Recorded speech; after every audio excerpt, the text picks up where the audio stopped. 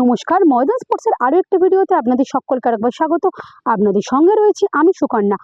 IWL এর প্রথম ফেজের সবগুলি ম্যাচ জিতে মাঠ ছাড়ল ইস্টবেঙ্গল। এর সঙ্গে ফুটবলের যাবতীয় খবর দেখে নিতে আমরা চোখ রাখবো ফুটবলের লড়াইয়ে।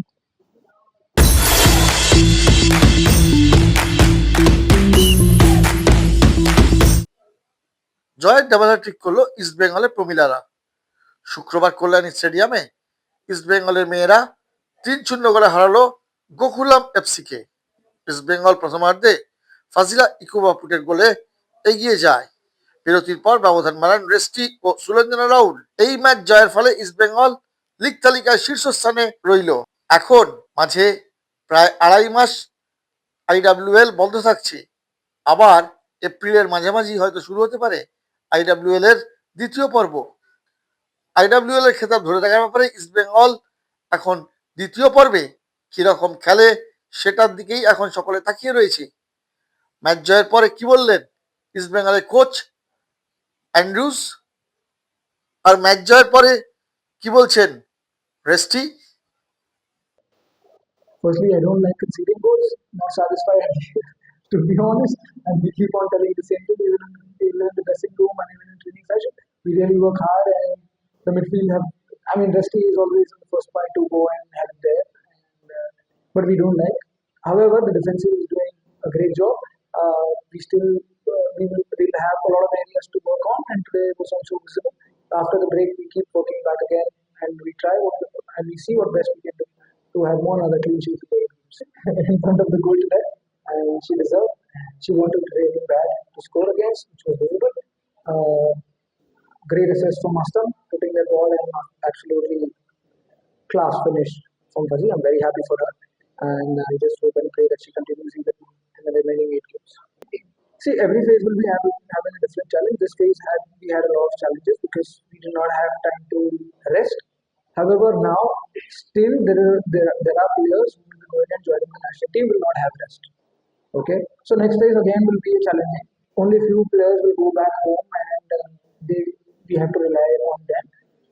At this moment, I have no idea who will make it in the national team there. Okay, but now in a few days we travel, and I don't know, so many players are there in the national team, and I hope and I just pray that they come back safe and we start what we have left in this phase. About the long gap, that's a little bit good for us because we are going to come back more stronger than before, as we've been playing game to game, struggling, coming back, but we've managed to cope up as a team and tried pushing each other so that we can perform. However much we've been traveling, not minding about what people are saying. It was all about teamwork, management, doing what they're supposed to do so that they ensure that as players we perform. Yeah.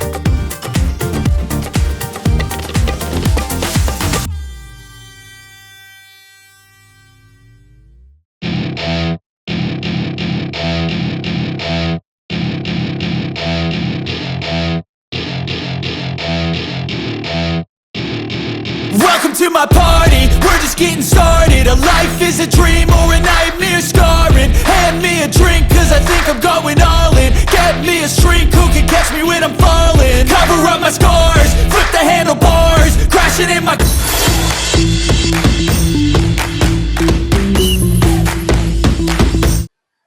বীরভূমকে 3-0 গোলে হারিয়ে আবার Bengal super লিগের league তালিকায় শীর্ষে উঠে এলো Howrah Hooghly warriors. শুক্রবার হাওড়া সোরেনমার্গ স্টেডিয়ামে হাওড়া হুগলি 3-0 গোলে হারায় বীরভূমকে। হাওড়া হুগলির পক্ষে শুধু 3টি গোলই নয়, ম্যাচ জয়ের যে আনন্দ তাতেই যথেষ্ট সন্তুষ্ট কোচ ব্যারেটো। তবে বেঙ্গল সুপার লিগ ঘিরে যে বিতর্ক তৈরি হয়েছে তা নিয়ে একদমই মাথা ঘামাতে রাজি নন হাওড়া হুগলি ওয়ারিয়ার্সের কোচ। কি বলছেন ব্যারেটো? বিতর্কের প্রভাব কি দলের মধ্যে পড়ছে? এই নিয়েই বা কি বক্তব্য? There is no controversy over there. I think problems everyone has, every house has problems as well. You know, I think that's if there's any things, there's small issues, but I think the most important thing is being together. I think that's been the spirit over there is about working together, being together, and this is the thing we had built it over there. So even there is more problems, will not be big enough, you know, to destroy our environment, you know, to create improvement to our environment, because our environment is very safe. This is what, when I came here, was something that I wanted, and I think we are there now, you know, in that stage, that even small things are not going to bring any bad effect into anywhere. And I think we're proving that today in the ground, that we are together, we are strong.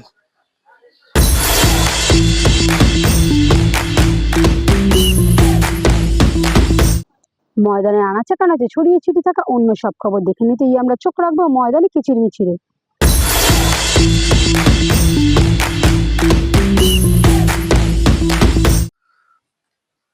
পুরুষদের পূর্বাঞ্চলীয় আন্তঃবিশ্ববিদ্যালয় খেতাব জিতল ছত্তিশগড়ের হেমচন্দ্র যাদব বিশ্ববিদ্যালয়। শুক্রবার কলকাতার basketball অ্যাসোসিয়েশনের কোর্টে ফাইনালে হেমচন্দ্র যাদব বিশ্ববিদ্যালয় 66-46 পয়েন্টে কলকাতা বিশ্ববিদ্যালয়কে হারিয়ে চ্যাম্পিয়ন হলো। সম্বলপুর বিশ্ববিদ্যালয় উড়িষ্যার 3য় স্থানটি দখল করে। 4র্থ স্থানটি পায় কলিঙ্গ বিশ্ববিদ্যালয় উড়িষ্যার। যেভাবে কলকাতা বিশ্ববিদ্যালয় ফাইনালে খেলছিল তাতে একটা সময় মনে হচ্ছিল হয়তো পুরুষদের খেতাবটা এবার হয়তো কলকাতা বিশ্ববিদ্যালয় জিতবে। এই টুর্নামেন্ট জয়ের ফলে শুধু হেমচন্দ্র বিশ্ববিদ্যালয় নয়, পাশাপাশি এই টুর্নামেন্টে প্রথম 4টি দল যোগ্যতা অর্জন করলো আন্তঃজোনাল আন্তঃবিশ্ববিদ্যালয় বাস্কেটবল টুর্নামেন্টে অংশগ্রহণের জন্য। মুম্বাই বিশ্ববিদ্যালয় এই টুর্নামেন্ট অনুষ্ঠিত হবে, যার ফলে কলকাতা বিশ্ববিদ্যালয় 2য় স্থান পেলেও তারা কিন্তু মূল পর্বে পৌঁছলো। ম্যাচ শেষে খেলোয়াড়দের হাতে পুরস্কার তুলে দেন প্রফেসর সিদ্ধার্থ সরকার সাহা, ডক্টর লিঙ্গরাজ বেহেরা সহ বিশিষ্টরা।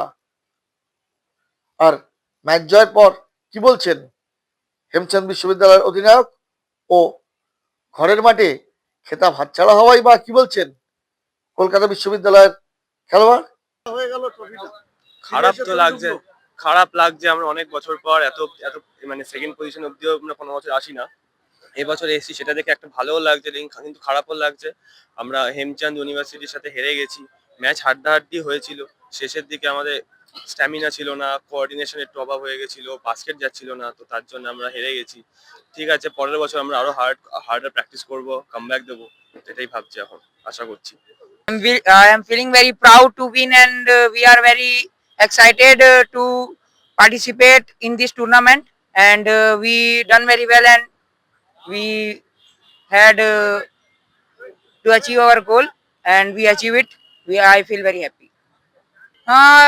You can say that I feel very special, and we had played very well and get the result, and I'm feeling very happy to winning the gold. Hooray!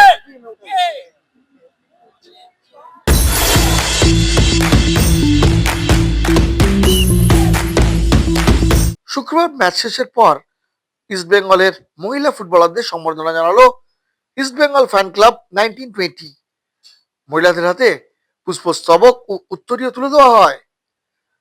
আর এই fan ক্লাবের সম্বর্ধনা পেয়ে আপ্লুত লাল্লুদের মেয়েরা। এখন দেখার East Bengal IWL এর খেতাব ধরে রাখতে পারে কিনা। কল্যাণী থেকে সুকন্যা মুখার্জি রিপোর্ট, ময়দান স্পোর্টস।